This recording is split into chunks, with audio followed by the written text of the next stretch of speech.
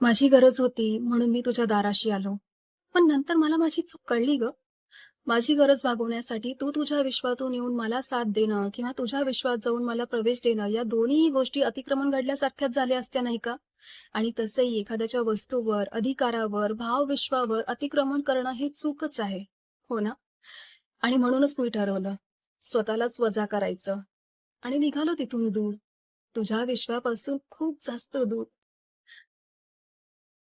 मला एकटं करून. अरे, मला आता सवय झालीये तुझी. चिवताई, या जगात एकटं कोणीच नसतं गं.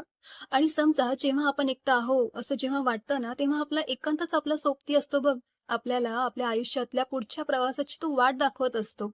आणि अशीच वाट त्यानेही मला दाखवली. बघ, आज मी किती आनंदी आहे. माझ्या घरट्यामध्ये, माझ्या आपल्या माणसांमध्ये जी माझ्यावर जीवापाड प्रेम करतात. चिमणी हे सगळं ऐकून निःशब्द झाली. कावळा तिला एकच शब्द बोलला, "चिवताई, तुझं माझ्या घरी नेहमी स्वागत आहे हं.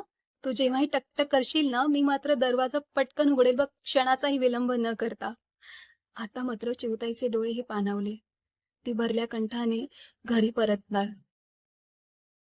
पण आज मात्र तिच्या पंखांमध्ये पूर्वीसारखं बळच नव्हतं. आपल्या सगळ्यांची अवस्था आहे ना, ह्या चिऊताईसारखी झाली माहितीये. आपल्याला कधी-कधी ना आपल्या माणसांची साथ ऐकूच येत नाही. आपण त्यांना वेळोवेळी प्रत्येक वेळी काही ना काहीतरी कारणं देत असतो आणि आपल्या अशा माणसांमध्ये आपले भाऊ-बहीण, मित्र-मैत्रिणी, आई-वडील अशा कोणाचाही समावेश असू शकतो. ही गर्दी इतकी वाढते, की नंतर ते स्वतःचंच एक विश्व तयार करतात. असं विश्व जिथे आपल्याला स्थानच नसतं आणि आपल्या लक्षातच येत नाही. आणि जेव्हा आपल्याला लक्षात येतं ना, तेव्हा आपण इतकं एकटं पडलेलो असतो. आणि म्हणूनच असं जर का होऊ नये असं वाटत असेल ना, तर आपल्यातला अहमपणा सोडावा. मला कोणाचीच गरज नाहीये, असं कधी म्हणूच नये. कारण वेळ ही प्रत्येकाची येते आणि म्हणूनच ही टकटक वेळोवेळीच ऐकायला शिका. काय?